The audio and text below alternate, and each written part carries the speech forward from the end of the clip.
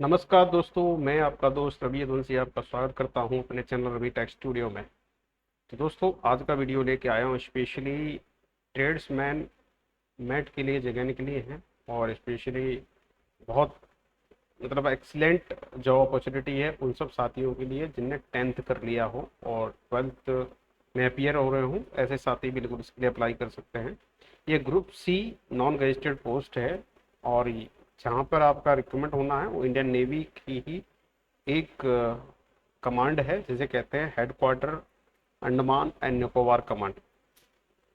इसमें वैकेंसी आई है। तो आज के इस वीडियो में मैं कवर करूंगा कि क्या क्या रिक्वायरमेंट है और कैसे इसमें भर्ती होनी है और क्या सिलेक्शन क्राइटेरिया है।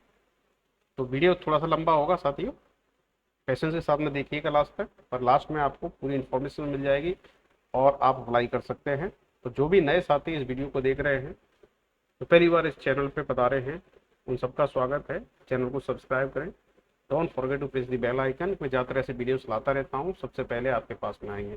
तो चलिए स्टार्ट करते हैं इस एडवर्टाइजमेंट को।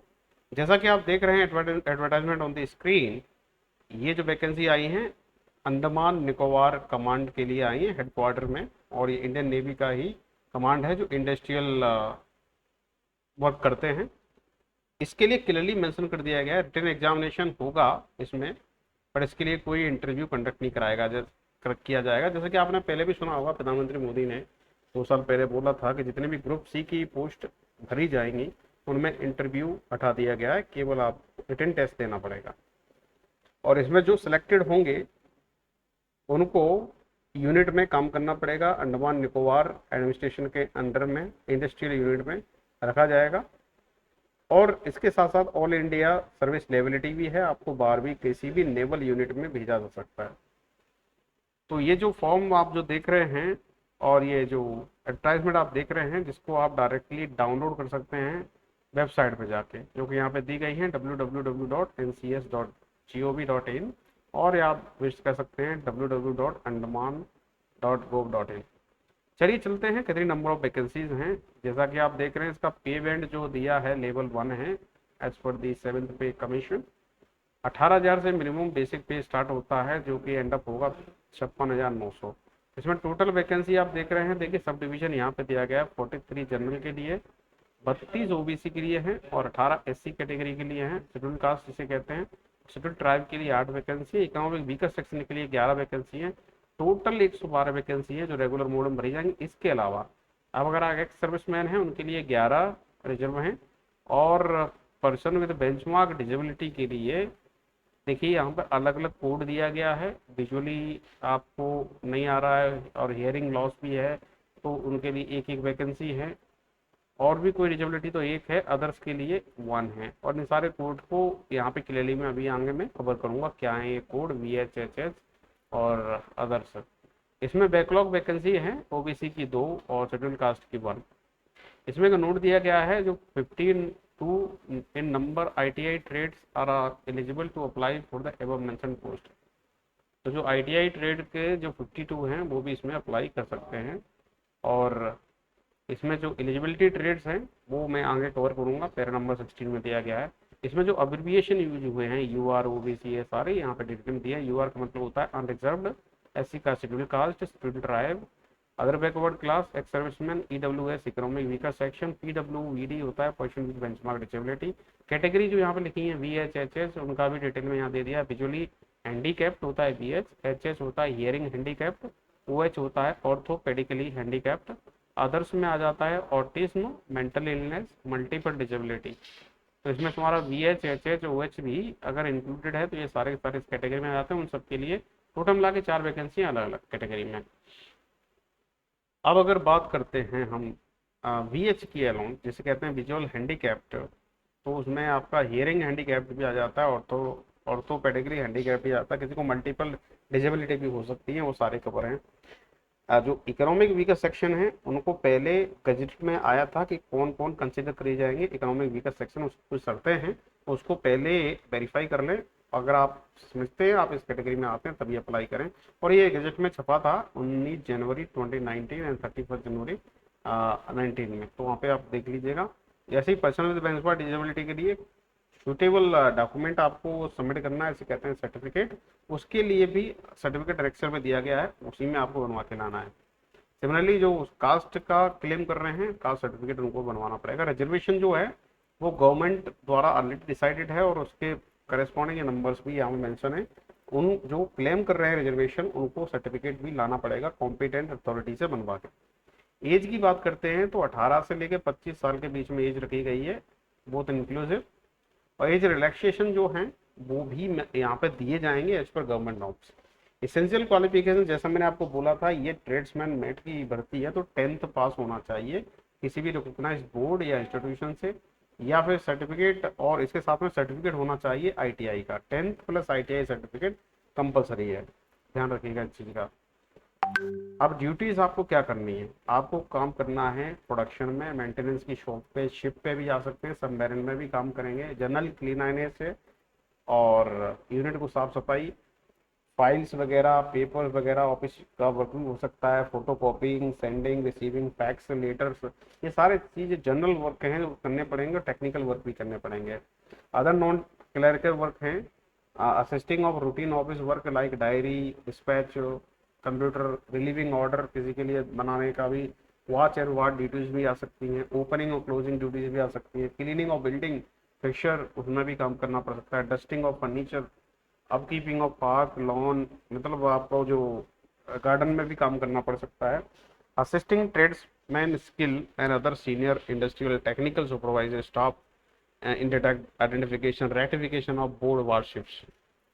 तो बहुत सारे मतलब मल्टी काम करने पड़ेंगे, आप ये ना समझें केवल टेक्निकल काम करेंगे, सारे काम आपको इसमें करने पड़ेंगे।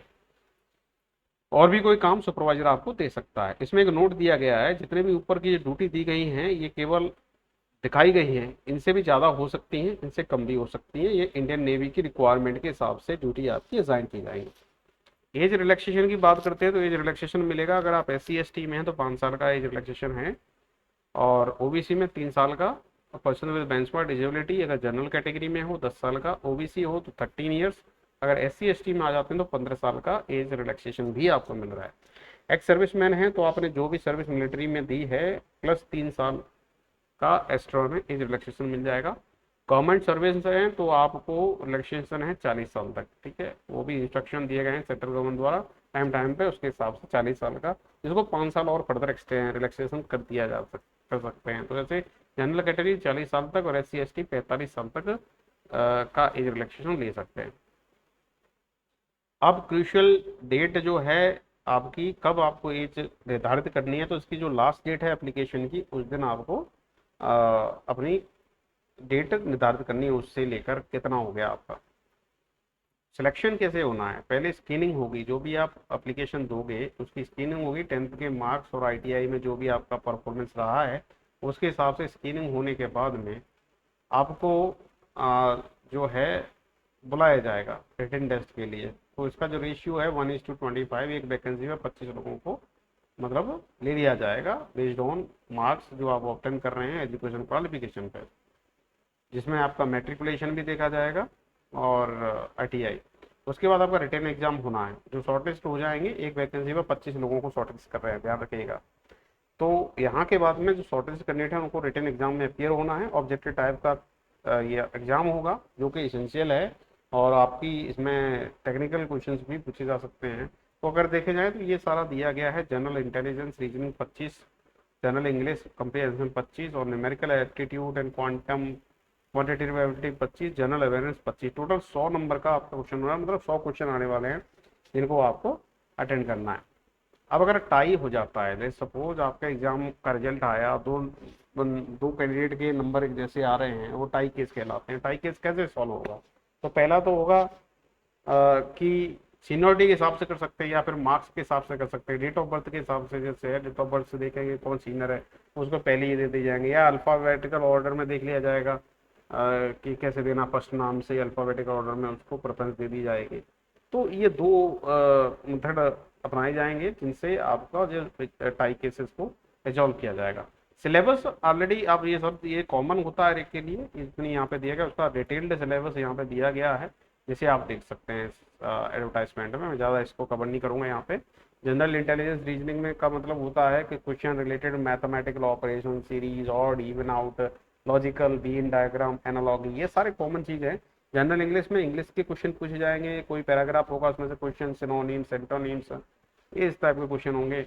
न्यूमेरिकल एप्टीट्यूड क्वांटिटेटिव एबिलिटी में आएगा, इसमें प्रॉब्लम्स रिलेटेड नंबर सिस्टम से आएंगे, टाइम, वर्क, मेंसुरेशन, अपने ट्रिग्नोमेट्री में पढ़े हैं, profit loss, discount, time and distance, simple and compound interest, statistical chart, टेक्नोमेट्री, geometry. General awareness में जितना भी आपका अपने हिस्ट्री पढ़ा है, ज्योग्राफी पढ़ा है, फिजिक्स, केमिस्ट्री, कंप्यूटर, सबका मिला के इसमें क्वेश्चन पूछ ले जाएंगे। तो ये आपका सिलेबस है। एग्जामिनेशन की जो डेट है वो आपको बता दी जाएगी आपके रजिस्टर्ड मोबाइल नंबर द्वारा, ईमेल आईडी द्वारा। तो आप ईमेल आईडी और रजिस्टर्ड मोबाइल नंबर जो आप मेंशन करेंगे उसको 1 साल तक जीवित रखना, जब तक इसका सिलेक्शन कंप्लीट ना हो जाए। इस चीज़ का ध्यान रखना जितने भी साथी सुन रहे हैं। एडमिट कार्ड जो है वो डाउनलोड आपको करना है इसकी वेबसाइट पे जाके www.andaman.gov.in पे। इसके लिए आपको इंटीमेशन दे दिया जाएगा, आप जाके डाउनलोड कर सकते हैं। ठीक है। और कोई भी इसमें चेंजेस आएंगे, इंस्ट्रक्शन आएंगे, वो सारे वेबसाइट पे आएंगे। तो वेबसाइट आपको रेगुलरली विजिट करनी है। अब जब ये सारी चीज़ें आप कर लेते हैं पास, तो आपको अपॉइंटमेंट लेटर दिया जाएगा जो कि प्रोविजनल है। वो मेरिट बेस्ड पे मेरिट बनेगी, उसके बाद में आपको अपॉइंटमेंट ऑर्डर दे दिया जाएगा। उसके बाद आपको मेडिकल एग्जाम कराना है और सारी जो पुलिस वेरिफिकेशन ऑल, ये कराने के बाद डॉक्यूमेंट वेरिफिकेशन होगा। तो डॉक्यूमेंट वेरिफिकेशन के लिए आपको आना है, उसमें सारी चीज़ें चेक की जाएंगी जो आपने अपने फॉर्म में भरी हैं। उसके बाद ही आपका ज्वाइनिंग होगा। एग्जामिनेशन सेंटर जो है, जो रिटन एग्जाम होगा इसका, वो पोर्ट ब्लेयर में कंडक्ट कराया जाएगा। तो आप ऑल इंडिया से कहीं से भी अप्लाई कर सकते हैं, एग्जाम आपको यहीं आके देना है। कोई और सेंटर इसका अलोकेटेड है नहीं, और एग्जाम सेंटर का चेंज नहीं होगा, चीज़ का ध्यान रखना। आप इसी जगह पे आपको एग्जाम देना है। ओपनिंग और क्लोजिंग इसकी बात करें रजिस्ट्रेशन की, तो 6 अगस्त से इसका रजिस्ट्रेशन स्टार्ट हो गया है, रात के सुबह के 10 बजे से।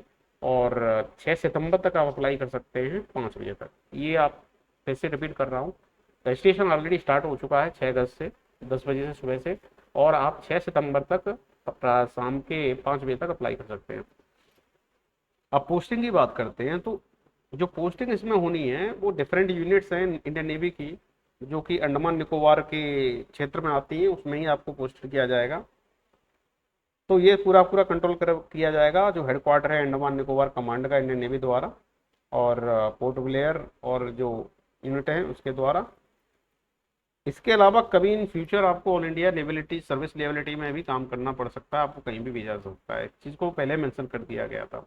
अब आपको भरना कैसे फॉर्म, आपको जाना है वेबसाइट पे जो कि यहाँ दी गई है, https://e-recruitment.andaman.gov.in। इस पर जाइए, अप्लाई ऑनलाइन पे क्लिक कीजिए, वहाँ से आएगा recruitment of post of tradesman headquarter Andaman Nicobar command, यहाँ पे आप क्लिक कीजिए। उसके बाद इंस्ट्रक्शंस आएंगे, उसको पढ़िए और पूरा डिटेल उसमें भर दीजिए, इतना नेम, और जो अपना डॉक्यूमेंट जो अपलोड करने हैं उनकी सॉफ्ट कॉपी जरूर रखिएगा, 10th के सर्टिफिकेट की, ITI के सर्टिफिकेट की, फोटो एंड सिग्नेचर, वो सारे का सारा अपने पास होना चाहिए जो कि आपको अपलोड करना है। तो ये सारी चीज़ें हैं। और उसके बाद में आपको क्या है ना, अब वहीं अपलोड कर देना है, आपको कोई भी इसका प्रिंट आउट निकाल के जो है भेजना नहीं है यहाँ पर। जब आप आओगे रिटन एग्जाम के लिए, उस दौरान आपको प्रिंट आउट एडमिट कार्ड लेके आना है, not print out of this application, ध्यान रखिएगा। ये एप्लीकेशन आपको सबमिट हो गया, एडमिट कार्ड जो है उसको ही लेके आना है आपको एग्जामिनेशन पे, जो भी शॉर्ट लिस्टेड होते हैं। अगर नहीं लेके आते हैं तो आपको अपीयर नहीं करने दिया जाएगा, इसका ध्यान रखना। और इसका जो फॉर्म भर रहे हैं उसके प्रिंट आउट को रख लीजिए आप अपनी रेफरेंस के लिए, पर आपको भेजना नहीं, ठीक है। अब देखिए, कोई भी इसमें एप्लीकेशन में मिस्टेक करता है, ठीक है, अपलोडिंग डॉक्यूमेंट वगैरह, उसको करेक्ट नहीं किया जा सकता, ध्यान रखिएगा। तो भरने से पहले चीज़ जरूर ध्यान रखिएगा, सारी चीज़ें बड़े प्रिकॉशंस के साथ में करना है, कहीं पे भी कोई गलती ना हो जाए। और भरने से पहले अपनी एलिजिबिलिटी जरूर चेक कर लीजिएगा, आप एलिजिबल हो के नहीं। आपकी एक वैलिड ईमेल आईडी होनी चाहिए, और एक मोबाइल नंबर जो रजिस्टर जो आपको देंगे यहाँ पर, वो हमेशा चालू रखना है। सारी जो कम्युनिकेशन होनी है इन्हीं के 2 मीडियम से आपको होनी है। मोबाइल नंबर, ईमेल आईडी आपको चेंज नहीं करना। देखिए यहाँ पे बिल्कुल बोर्ड लेटर में मेंशन कर दिया गया है, अगर आपने यहाँ पे भर दिया उसको आप चेंज नहीं कर सकते, और आप भी मोबाइल नंबर को चेंज नहीं कर सकते, ध्यान रखिएगा, अगर आप सीरियस है जॉब को लेने के लिए। अब देखिए यहाँ पे बोल दिया गया है पहले ही आप भर्ती, पहले ही एग्जाम मतलब ऑनलाइन एप्लीकेशन दे दें, लास्ट मिनट के लिए इंतजार ना करें। देखिए क्लोजिंग डेट जो 6 सितंबर दी गई है उससे पहले पहले आप कर लीजिए। लास्ट मिनट के लिए आप इंतजार करते हो, फिर आप ब्लेम करो कि आपकी वेबसाइट हैंग हो गई या कोई और रीजन हो गया, तो इसके लिए इंडियन नेवी रिस्पॉन्सिबल नहीं है। उन्होंने क्लियरली कह दिया है कि आपको अगर इसके लिए अप्लाई करना है पोस्ट के लिए तो 6 सितंबर से पहले पहले कर लो। वहां तक इंतजार क्यों कर रहे हो, पहले ही कर लो। मैं 19 अगस्त को ये वीडियो बना रहा हूँ, आपके पास सफिशिएंट टाइम है, तो आप इसके लिए अगर इंटरेस्टेड हैं तो पहले ही ऑनलाइन एप्लीकेशन कर लें, 6 सितंबर का वेट ना करें। और इसमें एक ही बार आपको अप्लाई करना है, मल्टीपल एप्लीकेशन करेंगे सेम पोस्ट के लिए तो उसको क्या कर दिया जाएगा, रिजेक्ट कर दिया जाएगा, ध्यान रखिएगा। बट बहुत अच्छी बात है कि देखिए इसमें क्लियरली रिजेक्ट का नहीं कहा, मोस्टली में रिजेक्ट कह देते हैं, पर इसमें कह दिया गया है कि अगर मल्टीपल एप्लीकेशन पाए जाते हैं तो जो एप्लीकेशन जो हायर रजिस्ट्रेशन नंबर से कंप्लीट किया गया है उसको कंसिडर कर लिया जाएगा। कैंडिडेट को एडवाइस किया जाता है जितने भी कॉपी जो डॉक्यूमेंट आपको सबमिट करने हैं, अपलोड करने हैं, वो या तो जेपीईजी फॉर्मेट में होने चाहिए, जेपीजी, पीएनजी, पीडीएफ, इसमें भी कर सकते हैं और भर सकते हैं, उसमें अपलोड कर सकते हैं। पासपोर्ट साइज कलर फोटोग्राफ जो होगा लाइट बैकग्राउंड पीछे होना चाहिए, मोस्टली आप व्हाइट रखो तो और बेटर है। उसमें चश्मा नहीं लगाना है, किसी तरह की टोपी नहीं लगानी है, और उसका जो साइज दिया गया फोटो का 20 KB से लेकर 50 KB के बीच में रखो। और आपका जो सिग्नेचर है वो भी एक व्हाइट पेपर पे सिग्नेचर करिए ब्लैक इंक से, और उसको फोटो लेना है, और उस फोटो का जो साइज है वो 10 KB और 20 KB के बीच में होना चाहिए। लेफ्ट हैंड का थंब इम्प्रेशन भी लगेगा, वो भी आप क्या कीजिए, प्लेन व्हाइट पेपर लीजिए और ब्लैक या ब्लू इंक से थंब इम्प्रेशन बनाइए, उसका फोटो खींचिए, वो 10 KB और 20 KB के बीच में होना चाहिए, अपलोड होगा। और जो कॉपी आपको देने हैं इकोनॉमिक बी का सेक्शन कास्ट सर्टिफिकेट का जो आप क्लेम कर रहे हैं, उसका भी एक स्कैंड कॉपी रखिए, उसकी भी साइज दे दी गई 50 KB से 200 KB के बीच में हो सकती है। बर्थ सर्टिफिकेट के लिए आपका 10th का सर्टिफिकेट लगेगा, ठीक है, और जो कि कंपलसरी है, ध्यान रखिएगा। और आईटीआई का प्रूफ भी होना चाहिए, उस फाइल साइज भी दिया गया है 50 KB से 200 KB के बीच में। और अगर एक्स सर्विसमैन हैं तो आपको सर्टिफिकेट भी देना पड़ेगा कॉम्पिटेंट अथॉरिटी से, वो साइज सबका सेम है 50 KB से 200 KB।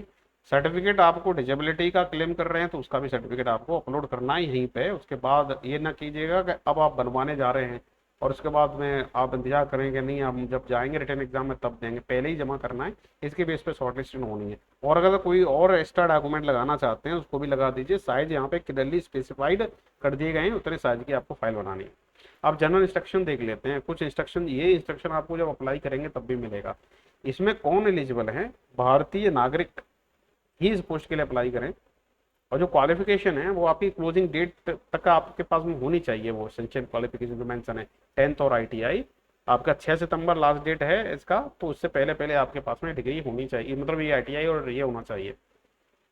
और उसको पहले ही देख लीजिए, फॉर्म में सारी डिटेल मैंने कवर मोस्टली कर ली है, तो आपकी एलिजिबिलिटी आपको पता चल गई होंगी। अगर आप एलिजिबल हैं तभी इसके लिए भरने के लिए आगे बढ़ें।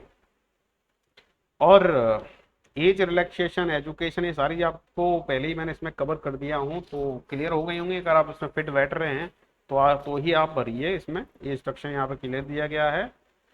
और एज रिलैक्सेशन जो लिमिट है वो भी मेंशन है उसमें, ठीक है, उसमें एज रिलैक्सेशन कितने तक दिया जाता है, उतने में अगर आप फिट बैठ रहे हैं तो अप्लाई कीजिए, अगर ओवर हो रहे हैं तो बिल्कुल अप्लाई ना कीजिएगा। इंडियन नेवी के पास में रिजर्व करती है ये राइट किसी का भी कैंडिडेट कैंसिल करने का, अगर माल प्रैक्टिस करते पाए गए, अनफेयर मींस, और या फिर आपने कोई इन्फॉर्मेशन छुपाई इसमें और पता चलता है तो आपका कैंडिडेट रिजेक्ट किया जा सकता है, ठीक है, और आपको इस एग्जाम से भी बैन किया जा सकता है कुछ टाइम के लिए। तो क्रिमिनल प्रोसीडिंग भी की जा सकती है अगर बहुत ज़्यादा आप गड़बड़ झाड़ा करते हैं। और कैंडिडेट को कहा गया है कि आप इस वेबसाइट पे चेक करते रहें रेगुलरली, जब तक ये रिक्रूटमेंट प्रोसेस कंप्लीट नहीं हो जाता सारे अपडेट इस पे ही आएंगे। जितने कैंडिडेट अपनी क्लेम्स करते हैं कास्ट को लेकर, इकोनॉमिक वीकर सेक्शन को, उनके पास में लेटेस्ट कॉपी बनवा लो, अभी क्या लेटेस्ट होना चाहिए, पुराना नहीं होना चाहिए। उसको पहले से पहले बिफोर आपके पास में या तो बनवा के रखे हों या फिर बनवा लो, उसको ही आपको अपलोड करना है। ओबीसी वालों को है, उनको भैया कास्ट सर्टिफिकेट देना है, 3 फाइनेंशियल ईयर के बीच बीच में होना चाहिए, उसमें क्लियरली मेंशन होना चाहिए। नॉन क्रीमी लेयर, कहीं पे भी क्रीमी लेयर लिखा हुआ है वो अप्लीकेबल नहीं है, ध्यान रखिएगा। आर्म्ड फोर्सेज के जो पर्सनल हैं जो अप्लाई कर रहे हैं इसके लिए, उनको एक अंडरटेकिंग लाना है as per government of India, जो है इसका भी एनेक्सर में दिया गया है, उसके अकॉर्डिंग सर्टिफिकेट देना है। पर्सन जो बेंचमार्क डिसेबिलिटी हैं, जो बेनिफिट इसका लेना चाहते हैं एज रिलैक्सेशन का, ध्यान रखें 40% से ऊपर की डिसेबिलिटी है तो ही कंसिडर किए जाएंगे। और कैंडिडेट जब आ रहा है इसमें एग्जाम देने के लिए, उसको अपना खुद का अरेंजमेंट करना है, लॉजिंग और बोर्डिंग रहने खाने का इसमें प्रोवाइड नहीं किया जाएगा, तो आपको खुद ही अरेंजमेंट करना है, ठीक है। इसके लिए रिस्पॉन्सिबिलिटी नेवी की है नहीं, ये यहाँ पे क्लियर मेंशन कर दिया है पॉइंट नंबर पी में। और जितने भी सर्टिफिकेट है उनका फॉर्मेट दिया गया है, लास्ट में मैं दिखाऊंगा। एक्स सर्विसमैन है उनको अपना सर्विस सर्टिफिकेट भी अपलोड करना है, जो दिखाने के लिए आपने काम किया है। और एक्स सर्विसमैन है जो गवर्नमेंट जॉब ज्वाइन कर लिए सिविल साइड में और बेनिफिट लेना चाहते हैं, तो उनको वहाँ से भी कॉम्पिटेंट सर्टिफिकेट लाना पड़ेगा रीएम्प्लॉयमेंट का और जमा करना है। कैंडिडेट जो इसमें सिलेक्टेड हो जाते हैं वे नई पेंशन स्कीम से गवर्न करे जाएंगे, जो कि 5 जनवरी 2004 में आई थी। और जो अप्लीकेंट वर्किंग इन सेंट्रल और स्टेट गवर्नमेंट जो हैं और वो प्रोड्यूस एनओसी नहीं कर पाते हैं, जब पाया जाता है तो उनको निकाल दिया जाएगा जॉब से। ध्यान रखिएगा, एनओसी बहुत जरूरी है, इसे कहते हैं नो ऑब्जेक्शन सर्टिफिकेट। अब ह्यूमन रिसोर्स डेवलपमेंट ने एक नोटिफिकेशन निकाला था 27 अगस्त 2018 को, जो गैजेट में छपा था 1 सितंबर 2018 को। उसके हिसाब से जो डिग्री जो ओपन और डिस्टेंस लर्निंग मोड में जो आ रही हैं वो रिकॉग्नाइज्ड होनी चाहिए। बहुत सारी डिस्टेंस लर्निंग मोड को अनरिकॉग्नाइज्ड कर दिया गया था, तो अपनी डिग्री को देख लीजिएगा कि आप रिकॉग्नाइज्ड हो कि नहीं, जो डिप्लोमा किए हैं जो यहाँ पे देना है। इसी हिसाब से जो डिपार्टमेंट ऑफ पीएनटी ने भी एक सर्कुलर निकाला था for option out for disclosure scheme.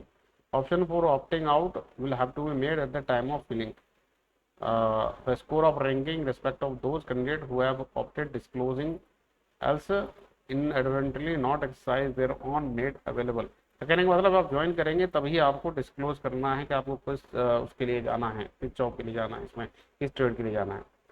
देखिए गाइडलाइंस पर्सनल बेंचमार्क डिसेबिलिटी के लिए दी गई हैं, उनके लिए करना क्या है, उनको एक सर्टिफिकेट लाना है जो कि बहुत एसेंशियल है। सर्टिफिकेट सबको जो जो क्लेम कर रहे हैं उन सबको सर्टिफिकेट यहाँ पे देना है, ठीक है। अपना खुद का अरेंजमेंट करके लाएं। और जो स्क्राइब चाहते हैं, जो रिटन एग्जाम में कुछ जो लोगों को चाहिए लिपि पे लिखने के लिए, तो खुद का ही अरेंजमेंट करके लाना पड़ेगा। देखो candidate will have to arrange on scribe at his own cost, navy नहीं प्रोवाइड कर पाएगी, ठीक है। और उसके लिए जो इसके लिए कर रहे हैं उनको पहले अपना मेडिकल किसी ऑफिसर से, सर्जन से, मेडिकल सुपरिटेंडेंट और हेल्थ केयर इंस्टीट्यूट से भैया लिखवा के लाना पड़ेगा, उनसे सर्टिफिकेट लेना पड़ेगा, हाँ भी इनको इसकी जरूरत है स्क्राइब की। The scribe arranged by the candidate should not be a candidate for the same exam. A violation of the above is detected at any stage of process, तो दोनों कैंडिडेट को रिजेक्ट कर दिया जाएगा। जो स्क्राइब आप ले रहे हो वो आपकी खुद की होनी चाहिए, किसी और की नहीं होनी चाहिए, ध्यान रखना इस चीज को, आप बोरो नहीं कर सकते। A person acting as a scribe for one candidate cannot be scribe for another। तो कहने का मतलब है जो स्क्राइब जो होगा, जो एक बंदे के लिए आया है वो दूसरे बंदे के लिए स्क्राइब नहीं करना चाहिए, ये भी इसमें क्लियरली कह दिया गया है। तो इस चीज़ का थोड़ा ध्यान रखिएगा। इस सारे डिटेल में आप इसको जाइए, मैं ज़्यादा डिटेल में इसको कंप्लीट नहीं कर रहा हूँ वरना वीडियो बहुत लंबा हो जाएगा। तो चलिए, इनको कंपनसेटरी 20 एक्स्ट्रा मिनट मिलेंगी, जो थोड़ा से इनको स्क्राइब का यूज़ कर रहे हैं उनको 20 एक्स्ट्रा मिनट मिलेंगी एग्जाम करने कंप्लीट करने के लिए। अब चलिए चलते हैं important instruction to all the candidate. तो इसमें दिया गया है जो आप इस टेस्ट में आ रहे हैं, अप्लाई कर रहे हैं और टेस्ट दोगे, ये प्रोविजनल है। आपके ये मान के चल रहे हैं आपके खिलाफ कोई भी क्रिमिनल एक्शन नहीं चल रहा है, आपको किसी भी एग्जाम से बैन नहीं किया गया है, ये एक हम लेके चल रहे हैं। बट यहाँ पे माल प्रैक्टिस अगर करते हैं तो डेफिनेटली आपको कर दिया जाएगा डीबार एग्जाम देने से लंबे टाइम तक, और या फिर क्रिमिनल प्रोसीडिंग भी आपके खिलाफ हो सकती है। उसमें क्या क्या दिया गया है, किन किन कंडीशन में होगा, अगर आपका मोबाइल फ़ोन पाया जाता है, कोई भी एक्सेसरी या इलेक्ट्रॉनिक गैजेट पाया जाता है एग्जामिनेशन सेंटर पे, हो सकता है आप उसको यूज नहीं कर रहे हों, अगर कर रहे होंगे, रखे हुए हैं, चालू हालत में हैं या स्विच ऑफ मोड में भी हैं, तब भी आप पे एक्शन लिया जा सकता है। इसको आप नहीं लेके आएँ। कैंडिडेट को एडवाइस किया जाता है कोई वैल्यूबल कॉस्टली आइटम अपने साथ में लेके आएँ, ठीक है।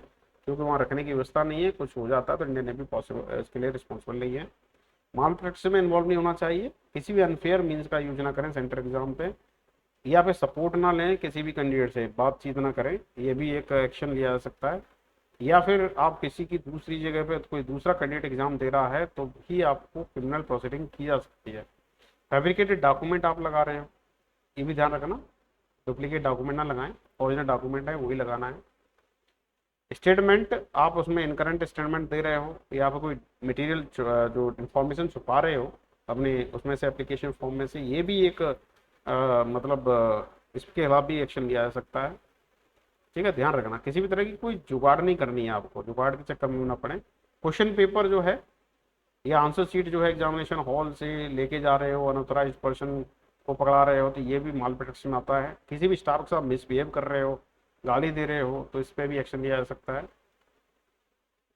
और एग्जामिनेशन के लिए एलिजिबल हो कर दिया जाएगा, ये सारी चीज़ें होती हैं तो किसी लंबे टाइम तक। और ये सारे कंडीशंस हैं, इसको ध्यान रखिएगा, ये मैंने यहाँ पर कह दी है। और देखिए companion if any would not be allowed, कोई आपके साथ नहीं जा सकता, ठीक है, आपको अकेले एग्जाम देना है। वहाँ पे जाके आपको एडमिट कार्ड चेक कर लेना है आपके पास में है कि नहीं, और उसमें कोई डिस्क्रिपेंसी नहीं होनी चाहिए डिटेल में। अगर कोई डिस्क्रिपेंसी है पहले से उसको क्लियर करके आए। आपको रिक्रूटमेंट टेस्ट दिया जाएगा, ये आप अपनी रिस्क पे ले रहे हैं, उससे पहले आपका वेरिफिकेशन सारा हो जाएगा क्वालिफिकेशन को लेके, ठीक है, जैसा कि एडवर्टाइजमेंट में दिया गया है। और उसमें डिक्लेरेशन साइन भी आपसे ही करवाया जाएगा कि आप अपनी रिस्क पे एग्जाम दे रहे हैं।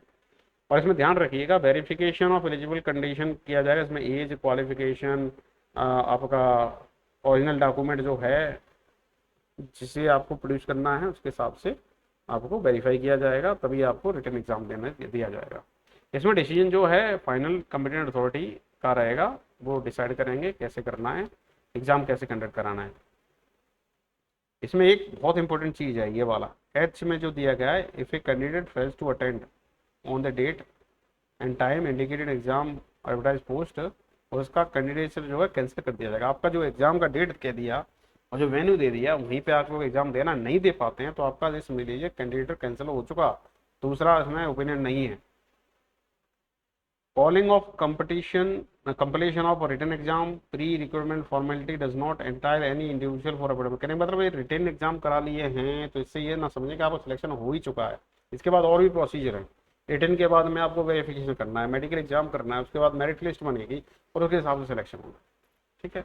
और ये बार बार एक चीज़ आ रही है, कोई फॉल्स इनकरेक्ट टेम्पर्ड इन्फॉर्मेशन ना दें अपने एप्लीकेशन फॉर्म में, इसको कई बार मैंने देखा रिपीट हुई है, इसी का ध्यान रखें। किसी भी और तरह की इरेगुलरिटी ना करें, ठीक है, किसी भी बोर्ड ऑफिसर के साथ में। और कैनवेसिंग, जैसे मैं जुगाड़ की बात कर रहा था, किसी भी तरह का जुगाड़ ना लगाएं कि हमारे फूफा मौसी और उनके कोई लगे हुए हैं, उनके द्वारा अगर कुछ करते हैं और पता चलता है तो आपको निकाल दिया जाएगा, ठीक है, इस चीज़ का ध्यान रखिएगा। ये इंपॉर्टेंट पॉइंट है जो मैंने इसमें कवर की है।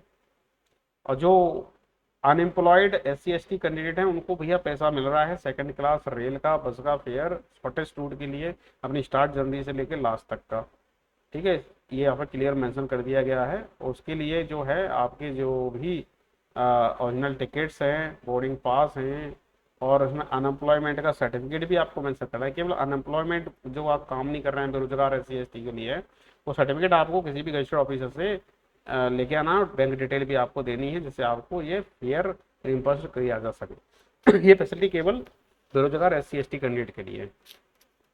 जो कैंडिडेट लेट रिपोर्टिंग कर रहे हैं तो देखिए इसमें कह दिया गया है कि आप अगर लेट रिपोर्टिंग कर रहे हैं, ठीक है, एडमिट कार्ड और कॉलेज एग्जाम के लिए, उसको आप यहाँ पे अपीयर नहीं करने दिया जाएगा, ठीक है, आपको टाइम पे पहुँचना है।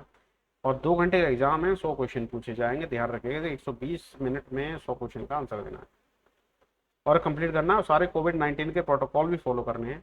एक ID प्रूफ अपने साथ में रहेंगे, फोटो ID प्रूफ, जो कि जरूरी है। इसमें देखिए राशन कार्ड और लर्नर लाइसेंस ये वगैरह कंसिडर नहीं किए जाएंगे वैलिड प्रूफ, ध्यान रखना, राशन कार्ड और लर्निंग लाइसेंस, ड्राइविंग लाइसेंस होता है, इसको नहीं कंसिडर किया जाएगा। दूसरा जो है इसमें क्या है, कैंडिडेट मस्ट नॉट, उसका जो नाम है जो एग्जाम में जिस नाम से अपियर कर रहा है तो उसका ये एडमिट कार्ड में लिखा हुआ है वही आपका जो आप सर्टिफिकेट लेके आ रहे हैं, जो आइडेंटिटी प्रूफ, उस पर भी होना चाहिए, मिसमैच नहीं होना चाहिए। अगर मिसमैच हो रहा है तो आप एक उस पर एफिडेविट भी लेके आए कि हाँ भाई ये गलती से हुआ है। और इसमें क्या है, candidate not carrying a valid original for ID proof, लेकिन कह दिया है इसमें अगर आप नहीं ला रहे हैं आईडी प्रूफ तो आपको एग्जाम नहीं देने दिया जाएगा। ध्यान रखना चीज का, तो आईडी प्रूफ कंपलसरी है, लिख लो इसको। अब देखिए यहाँ पे एक क्वेश्चन दे दिया गया है सब कैंडिडेट को, किसी भी झूठे र्यूमर में ना पड़े, और कोई आपको कह रहा है कि पैसा दे दो हम अपना काम करवा देंगे तुम्हारा, तो इस चक्कर में ना पड़े। ठीक है, ये आपको लॉस ही करेगा, और यहाँ पे जुगाड़ से किसी का होता नहीं है, आपको एक प्रॉपर वे में ही सिलेक्शन मिलेगा यहाँ पर। अब एक्शन क्या हो सकता है जो मिसकंडक्ट करते हैं वहां पर, जो मैंने सारे मेंशन किए थे, तो क्या क्या हो सकता है आपको। अगर माल प्रैक्टिस करते हैं, माल प्रैक्टिस में क्या है, अगर आप एग्जाम रिलेटेड कोई मटेरियल, रफ सीट और इंडियन नेवी कोए का अटेंडेंस सीट ये वगैरह लेके भागते हो, ठीक है, तो आपको 2 साल के लिए बैन कर दिया जाएगा। आप मिसबिहेव करते हैं, थ्रेट करते हो किसी भी एग्जामिनेशन फंक्शनरी को, सुपरवाइजर को, रेगुलेटर को, सिक्योरिटी गार्ड को मारने की धमकी समथिंग कुछ भी देते हो, 3 साल के लिए आपको बैन कर दिया जाएगा। आप अगर रोकते हैं एग्जामिनेशन हॉल को एग्जाम कंडक्ट कराने से, इन्विटेशन वालों को भी रोकते हैं 3 साल के लिए। कोई स्टेटमेंट आप दे रहे हैं जो इनकरेक्ट स्टेटमेंट है, फॉल्स है, सप्रेसिंग मटेरियल है, तो 3 साल के लिए हो जाओगे। कोई भी सपोर्ट ले रहे हो किसी से, ठीक है, इरेगुलर इम्प्रूव मीन से 3 साल के लिए बंद कर दिए जाएंगे। मोबाइल फ़ोन वगैरह भी अपनी जेब में रखे हुए, चाहे वो स्विच ऑन हो या स्विच ऑफ हो, इससे मैटर नहीं होता, 3 साल के लिए बैन कर दिए जाओगे। इसी में ही अगर अपियर कर रहे हो सेम एग्जामिनेशन के लिए एक से ज़्यादा टाइम के लिए, ठीक है, तो 3 साल के लिए। कैंडिडेट जो वर्किंग में ऑफे हैं मैटर में, exam related matters in the same examination में कर रहा है, किसी के लिए बना के दे रहा है, तो भी 3 साल के लिए बैन कर दिए जाओगे। एग्जामिनेशन रिलेटेड किसी भी इंफ्रास्ट्रक्चर इक्विपमेंट को डैमेज करते हो तो 5 साल के लिए बैन कर दिए जाओगे। और एग्जामिनेशन में किसी forged admit card ID proof के साथ में आ रहे हो तो 5 साल के लिए बैन कर दिए जाओगे। ये अगर आपके पास फायर आर्म्स पाए जाते हैं, वीपन्स पाए जाते हैं, तो 5 साल के लिए बैन कर दिया जाएगा। असॉल्ट, आप फोर्स का यूज कर रहे हो बॉर्डरली किसी मैनर में एग्जामिनेशन फंक्शन, सुपरवाइजर को धक्का मार दिए या चांटा मार दिए, कुछ कर दिए इंडियन नेवी के रिप्रेजेंटेटिव को वहां पर, तो 7 साल के लिए बैन कर दिए जाओगे। अनफेयर मीन्स का किसी का हॉल लाइक कॉपी कर रहे हो और रिटर्न मटेरियल किसी आपके पास में पाया जाता है या बॉडी पे लिख के आ गए, तो 7 साल के लिए बैन कर दिए जाएंगे। ब्लूटूथ डिवाइस का यूज कर रहे हैं, स्पाई कैमरा यूज कर रहे हैं या कोई इलेक्ट्रॉनिक गैजेट यूज कर रहे हैं, तो 7 साल के लिए बैन। आप अगर किसी दूसरे की जगह पे एग्जाम दे रहे हैं तो 7 साल के लिए बैन कर दिए जाओगे। Snapshot making video question paper बना रहे हो आप कैसे भी किसी भी मीडियम से, तो 7 साल के लिए बैन कर दिया जाओगे। ये सारे माल प्रैक्टिस हैं, उसके करस्पॉन्डिंग आप पे कार्रवाई की जा सकती है। अब इसमें डिस्क्लेमर दे दिया गया है, इस चीज़ को जरा ध्यान देखो, तभी मैं कहता हूँ उसको मैं डिटेल में बताने वाला था क्या क्या चीज़ में दिया गया है। डिस्क्लेमर में किया गया है कि टर्म एंड कंडीशन जो है एडवर्टाइजमेंट में दी गई हैं वो चेंज होंगी गवर्नमेंट ऑर्डर के हिसाब से। जो गवर्नमेंट ऑर्डर का टाइम टू टाइम जब चेंज होता है तो ये टर्म एंड कंडीशन भी चेंज हो सकती हैं। एडमिशन जो आपका एग्जाम में आ रहा है वो प्योरली प्रोविजनल है, ठीक है, आप उस एलिजिबिलिटी क्राइटेरिया को सेटिस्फाई करते हैं तभी आपको अलाउ किया जा रहा है। अगर कोई कैंडिडेट जो है एडमिट कार्ड जो है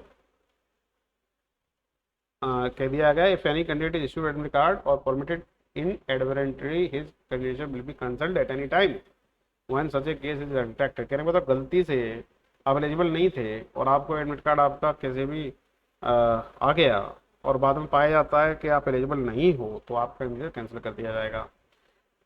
न्यूसेंस और डिस्टर्बेंस करते हो आप एग्जामिनेशन हॉल में, वो डिस्क्वालिफिकेशन को इनवाइट करेगा। रिस्पॉन्सिबिलिटी रिगार्डिंग पंक्चुअलिटी, आप टाइम पे आना है भाई, इसके लिए इंडियन नेवी रिस्पॉन्सिबल नहीं है, टाइम पे पहुंचिए, टाइम उन्होंने दिया अपना वेन्यू में बता दिया तो टाइम पे पहुंचिए, टाइम पे नहीं आ रहे हैं तो ये आपकी खुद की रिस्पॉन्सिबिलिटी है, ठीक है। अरेंजमेंट मैन किया गया है डिस्टेंस, सोशल डिस्टेंसिंग रखने का, कोविड-19 के प्रोटोकॉल का, बट आप जब ट्रैवलिंग कर रहे हो उसमें भी ध्यान रखिएगा, सारे प्रोटोकॉल फॉलो करते हुए आएँ, ठीक है, जरूरी है। अब सारे कैंडिडेट को एक क्वेश्चन भी दिया गया है, किसी भी ठग से दूर रहें, कोई जुगाड़ी से दूर रहें जो जुगाड़ कह के कह रहा हो कि हमको पैसा दे दो हम आपका करा देंगे, आप मेरिट में ला देंगे, आपको गिफ्ट कर देंगे, तो दूर रहें, क्योंकि इसमें जो सिलेक्शन होना है वो प्योरली मेरिट बेस पे होना है, इसमें किसी तरह का कोई जुगाड़ नहीं लग सकता, तो जुगाड़ के चक्कर में ना पड़े। लिस्ट ऑफ ITI ट्रेड जो हैं वो डिटेल में यहाँ पे दी गई हैं। तो देखिए सारी डिटेल दी गई है। तो कारपेंटर में हो 2 सेमेस्टर 1 साल का कोर्स किया है, कंप्यूटर हार्डवेयर है, कंप्यूटर ऑपरेटर है, इलेक्ट्रीशियन है, इसका स्नैपशॉट ले लीजिए आप। वो सारी इसमें ट्रेड हैं, सब ट्रेड इसमें मोस्टली एप्लीकेबल हैं।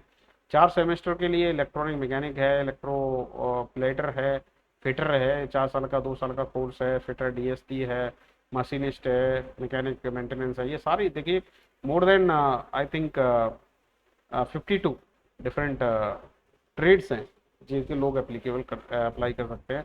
देखिए लास्ट में मैं इतना ही बोलना चाहूँगा, 6 सितंबर इसकी लास्ट डेट है, उससे पहले पहले आप अप्लाई कर लीजिएगा। अगर कोई और क्लैरिफिकेशन में चाहिए तो आप ईमेल कर सकते हैं crchqanc@navy.gov.in। इस पे आप ईमेल कर दीजिए, सारी जो भी कन्फ्यूजन है उसका आंसर आपको मिल जाएगा।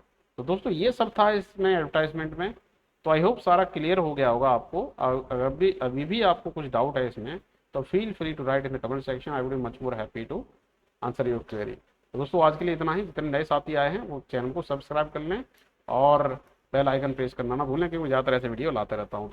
साथियों मिलता हूँ अगले वीडियो में एक नए अपडेट के साथ। तब तक के लिए नमस्कार, जय हिंद, वंदे मातरम।